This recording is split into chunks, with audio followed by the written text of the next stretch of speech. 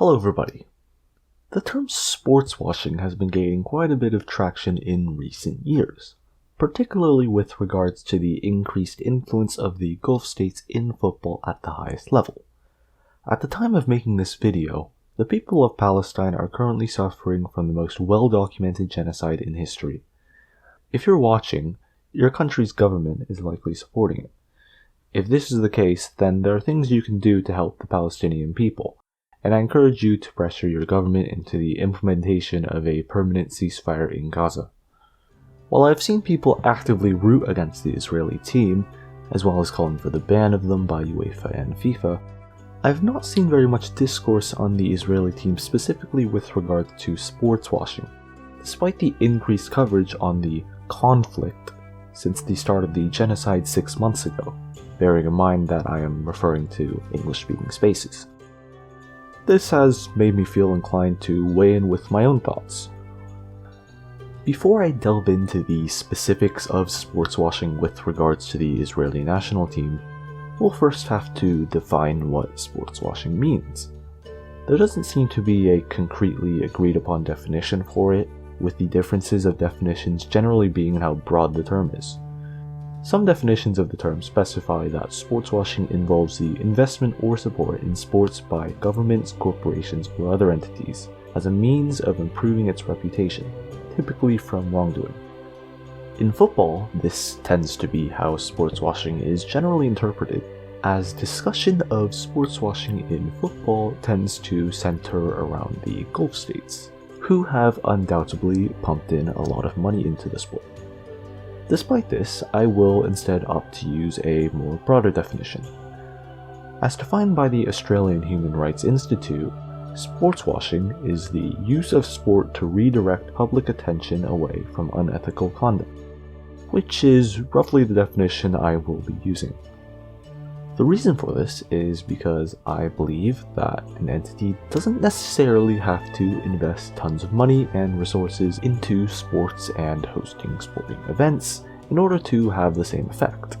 When Morocco beat Portugal at the 2022 World Cup to become the first ever African nation to reach the semifinals of the World Cup, very few football fans would have been thinking of the occupation of Western Sahara. Now, this is not to compare Morocco to Saudi Arabia, Israel, or anyone else, but just to give examples of how a government or other entities don't necessarily have to make sport an intentionally prioritized political tool in order to achieve similar outcomes to those who do.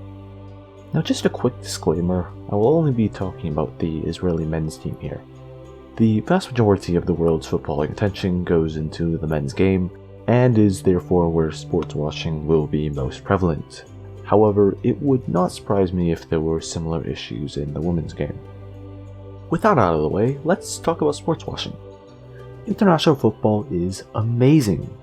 From the exciting tournaments, to the beautiful expression of national identity, to the fascinating stories.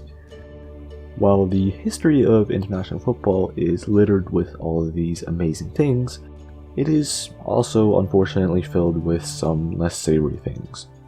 From Abacha's Nigeria in 1994 to Pinochet's Chile in 1973, international football has unfortunately been no stranger to sports washing. Israel has not once been banned by FIFA in nearly 100 years, and has also of course not been banned by UEFA since becoming a UEFA member in 1994. Not only this, but Israel has also been selected by UEFA to host the Under-21 Euros in 2013 and the Under-17 Euros in 2022.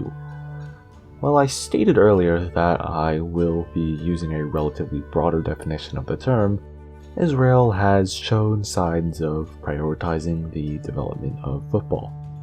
As well as many other sports, however, we'll just be sticking to football for today. While I've not been able to find exact numbers, I will be attempting to read between lines. Between 2018 and 2022, Israel built a National Football Academy and 3 supporting development centers.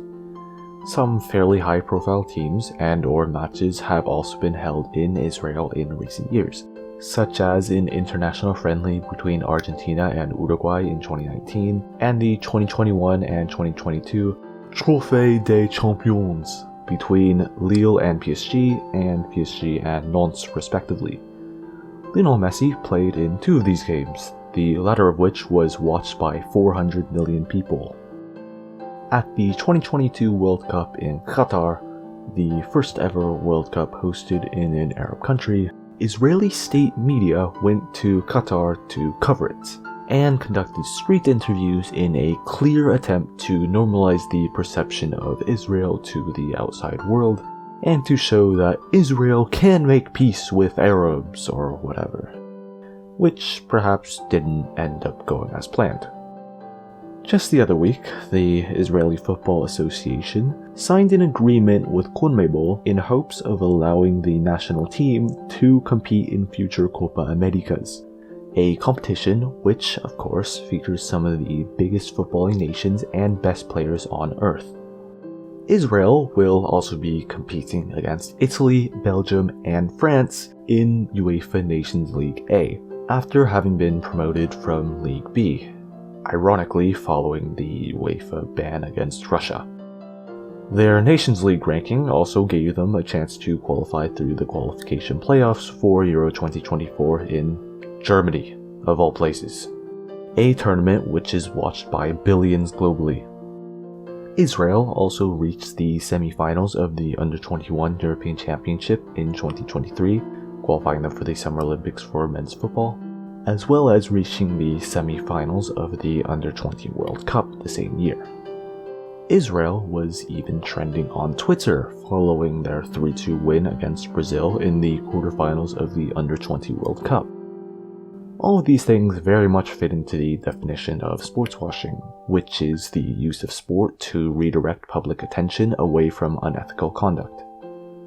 Seeing pictures of Lionel Messi in Tel Aviv or the dramatic upset of Israel beating Brazil are things which would lead some to view Israel in a more positive light than they otherwise would have. This is especially the case when taking into account the way Israel is portrayed in the footballing media, at least in English-speaking spaces. When reporting on football, corporate media very much tends to adopt the narrative that Israel is just a normal country, which tends to be embroiled in conflicts, especially with terrorism, and where there are just some ethnic tensions. A lot of the times this tends to happen through subtle phrasing, dog whistles, or lying by omission, rather than open normalization. While there's so many examples of this, I'll only be mentioning a few of the more clear and open examples for the sake of clarity. While speaking about Israel's 2023 Under-20 World Cup campaign, an article on Deutsche Welle said that the team helped to unite a divided country and that the Arab citizens of Israel could feel included. Following their 1-1 draw with Switzerland in Euro qualifying last November, an article from The Athletic said, "Sports and politics can be uncomfortable bedfellows, but with Israel, there's been a steadfast refusal to break them apart. At a time when the country's armed forces continue a heavy counteroffensive that has claimed more than 11,000 lives in Gaza, there has been a nationalistic pride attached to Israel manager Hazan and his players. They are flag bearers for a nation at war." After a group of 12 football associations requested for Israel to be banned from FIFA, a Sky News article referred to this as the bid to banish Israel's footballers.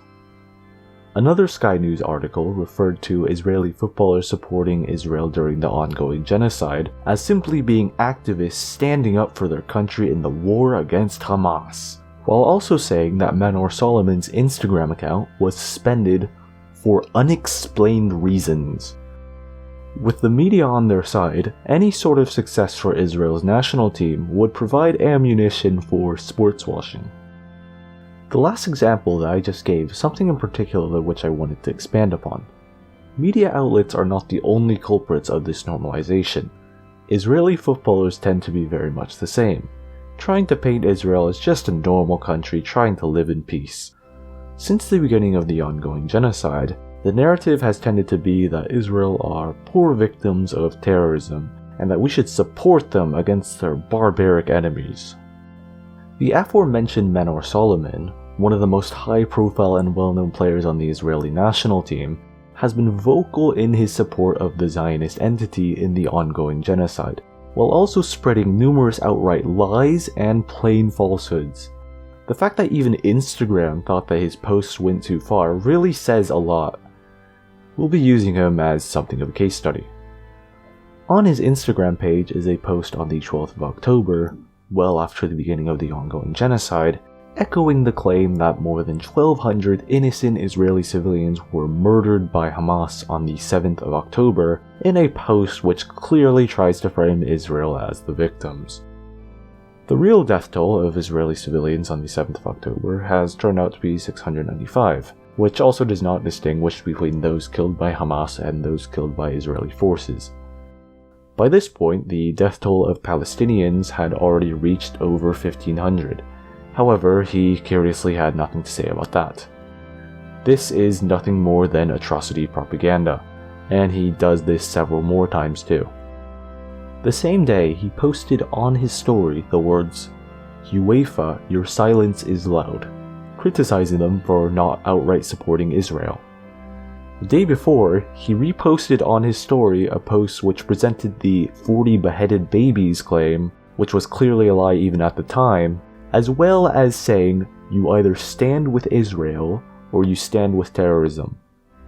On the 16th of October, speaking to Israeli television, he criticized the Premier League statement on the conflict for not openly supporting Israel, while also claiming that big organizations don't do so because Israel is a very small country and there aren't many Jews in the world, presumably implying that it is within their interest to not support Israel. A clear inversion of reality. Perhaps most despicable of all, however, was his post about the Al-Ahli Arab Hospital massacre on the 17th of October, where at least 471 Palestinians were murdered and 314 injured. Solomon reposted on his Instagram story multiple posts which stated that the explosion at the hospital was caused by an Islamic Jihad rocket. He captioned one of the posts with the words, "Killing their own people and blaming Israel," with a shrug emote and a facepalm emote. Prior to this explosion was an evacuation order by the IOF. Directly after the explosion, Benjamin Netanyahu's spokesperson Hanania Naftali announced that the IOF had struck a hospital in Gaza, before deleting his tweet. Israel's Twitter account posted a video which they claimed was evidence that Islamic Jihad was responsible for the explosion, before subsequently deleting it after an inconsistency regarding time was discovered. The IOF released fabricated audio footage of supposed Hamas operatives, while also having inconsistencies in the reports on where the rockets were supposedly fired. Regardless, the idea that Islamic Jihad possessed weapons capable of causing such destruction and mass casualties is absolutely absurd, as well as the idea that they failed a rocket launch and it just so happened to strike a hospital. Interestingly, this is the only post Solomon has made, at least from what I can find, about the suffering of Palestinian civilians since the beginning of the ongoing genocide. The posts I just went over are the only ones which I could find. There are likely a lot more of them. Solomon is far from the only Israeli footballer complicit in his support of Israel, however. He is in fact not even the only national team player to post about the Al-Ahli Arab Hospital massacre and accuse Islamic Jihad of being responsible. Eran Zahavi, the Israeli footballer with the most Instagram followers, posted this on the 17th of October, which still remains public on his account. In other words, Israel's two most high-profile players have both posted about a hospital massacre which killed hundreds of innocent Palestinians and which was clearly committed by Israeli forces, and lied about who did it.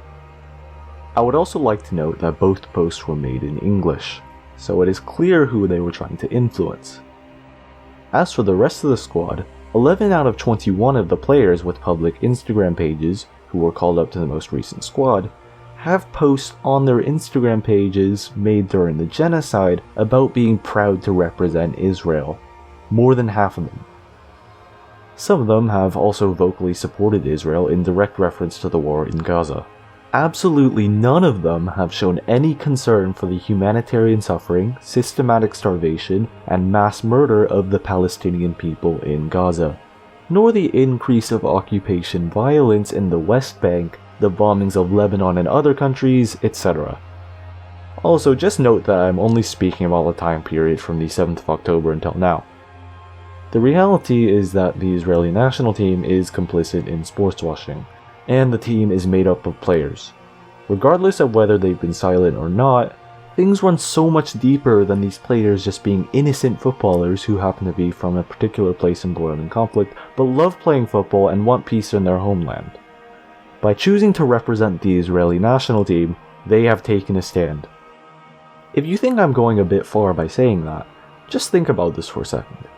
Why would someone willingly represent the Israeli national team in spite of the horrific things which Israel and the Israeli state inherently stand for, such as settler colonialism, ethnic cleansing, apartheid, etc., especially while it was carrying out one of the worst atrocities in modern history? This is the problem I have with Israeli national team players. People may try to make the excuse that these people might just be ignorant, not aware of their complicity in sports washing. This is simply not a reasonable thing to assume. Israelis are indoctrinated from birth into believing that they are God's chosen ones, and that they are ethnically superior beings to those pesky animals who won't just bow down to their superiority and give up their land and homes without fighting. As per a poll cited by Israeli Channel 14 in December, 83% of Israelis support the ethnic cleansing of Gaza, while a poll earlier this month reported that 83% of Israelis believe that Israel should continue fighting. A poll in January conducted by Tel Aviv University found that 94% of Jews in Israel thought that the IOF used either appropriate or too little force in their operations in Gaza, while 87% thought that the number of Palestinian casualties were justified. This is not a population who are misled into supporting violence or anything like that. This is a population who knows exactly what Israel is and what it stands for, and they outright support it, just like any other settler population in the past. In any case, representing a national football team is not just some everyday choice. If someone willingly represented the national team of Nazi Germany, would you be okay supporting them knowing everything Nazi Germany stood for? And if the answer is no, then the answer should also be no for Israelis. But what about the Arab Israeli footballers, I hear you ask? First of all, the term Arab Israeli, or Israeli Arab, is the Israeli government's official term for Palestinians living within Israeli borders, and is a dog whistle which serves to erase any semblance of Palestinian national identity. Palestinians living within Israeli borders overwhelmingly reject the term and generally prefer to assert their Palestinian identity with terms such as Palestinian citizen of Israel, Palestinian in Israel, or just Palestinian. It is telling that Zionists never refer to these footballers as being Palestinian.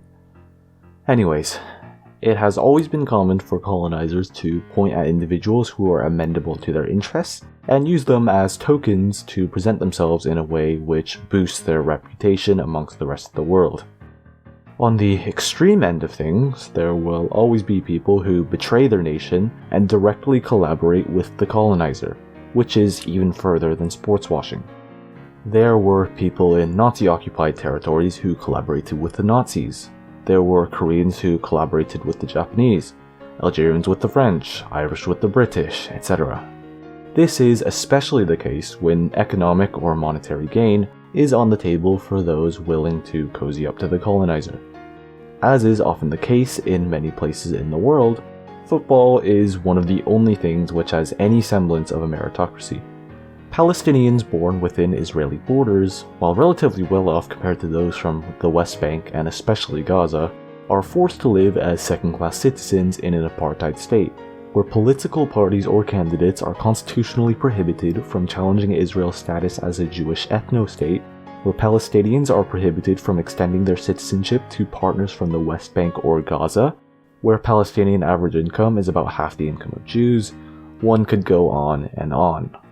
It is no surprise then that these players, who have careers which the average Palestinian can only dream of, either act favorably to avoid prosecution or just straight up become favorable for the settler colonial entity. An example of this is Mahmoud Jaber, who wrote on the 10th of October 2023, "I am a graduate of Kfar Galim boarding school in Haifa. Everyone knows who I am and what I am." Kfar Galim proudly proclaims on its official website that it was established as part of the settling enterprise during the establishment of the State of Israel. After sending Israel through to the Under-20 World Cup quarterfinals, Anan Kalaili said, "I want to thank the entire nation of Israel who are supporting us." Mohammed Abu Fani personally met up with both Israeli President Isaac Herzog and Israeli Minister of Culture and Sports Mike Zohar in 2023.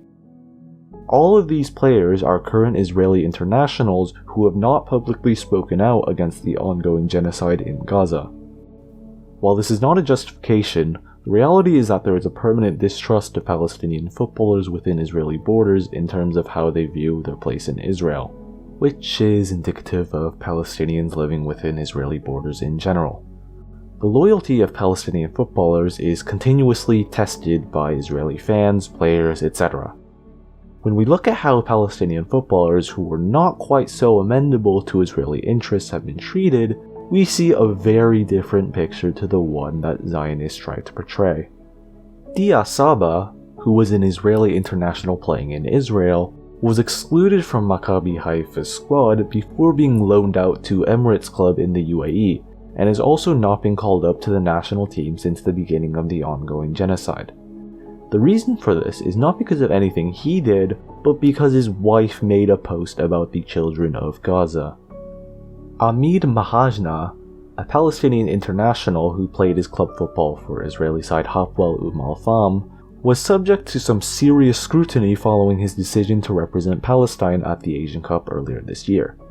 His teammates stated, "It is better not to say what we think about the decision to represent Palestine," while the club initially refused to let him leave to the Asian Cup before FIFA intervened. Munas Dabur, who would be Israel's second top scoring active player for the national team, retired from international football in 2022 following over a year of endless abuse from Israeli football fans due to him opposing the violence of Israeli forces at Al-Aqsa Mosque in 2021.